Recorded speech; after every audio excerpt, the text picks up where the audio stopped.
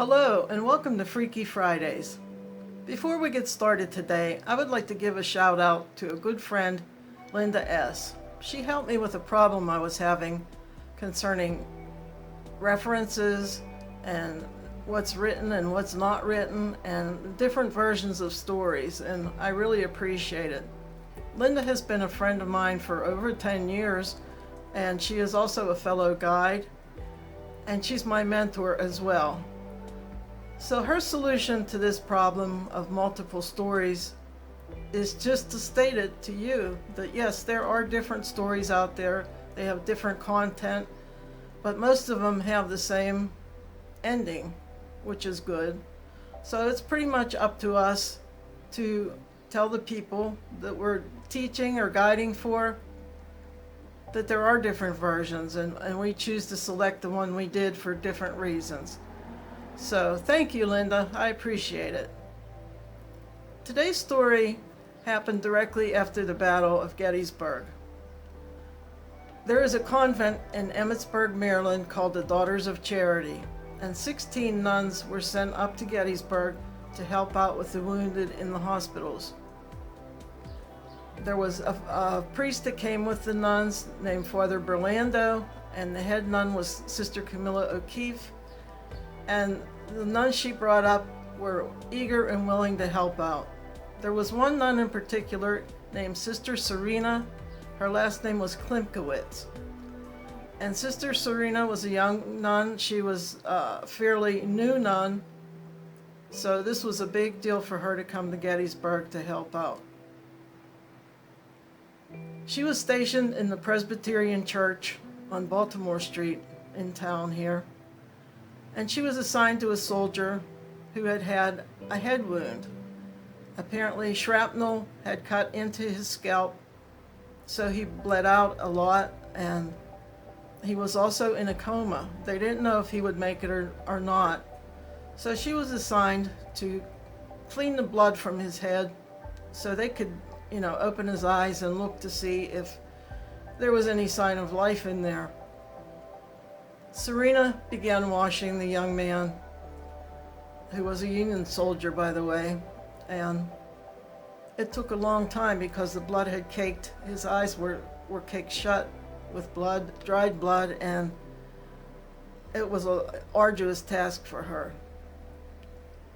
As she began cleaning him, and she started to notice something looked familiar about this guy, and she wiped away, and when she opened his eyes and looked at them, she could see that they were blue eyes. And suddenly it struck her that this was her very own brother, Thaddeus Klimkowitz. Now, she hadn't seen Thaddeus in a few years because he joined the Union Army back in '61. So she had no contact with him in all that time. What a miracle this was, that out of 93,000 men in Gettysburg in the Union Army, Thaddeus, her very own brother, lay right before her. I think it's an awesome story, and I would love to hear your feedback on this story. What do you think? Do you think it was a miracle? Do you think it was divine intervention? Or just, a fluke? Let me know, please. The next story is one that is, you can't believe it. You can't make this stuff up. So let me get on with it. There's a house on Washington Street called the Foster House. And back during the time of the battle, Catherine Foster lived with her parents, who were elderly, in the house. Catherine was 38 years old, and she was taking care of her parents. And all of a sudden, her house seemed to be the focal point for the Battle of Gettysburg. Catherine and her cousin Belle were up on the back porch of the house. And from the back porch, you could see the action that was happening on Seminary Ridge. This is when the battle started and fighting started on the morning of July 1st. So they had a pretty good view of all the action going on up there. A Union soldier and his entourage came galloping by on Washington Street, and he saw Catherine and Belle up on the porch, and he yelled up to the ladies. He said, "Hey, you better get down in the cellar.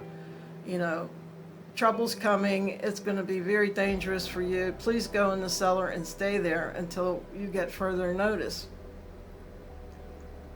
This officer was Union officer General John Reynolds. And unfortunately, General Reynolds would be killed just a few hours later out near the McPherson barn on the Day One battlefield. Such a sad story. But Belle and Catherine never did go down to the basement. They heard a ruckus out on Washington Street, and they heard soldiers crying for water, so they decided to go down to the street and take them buckets of water and help out that way. Very shortly after they left the back porch, an artillery shell flew into the back porch and blew the whole porch right off of the building.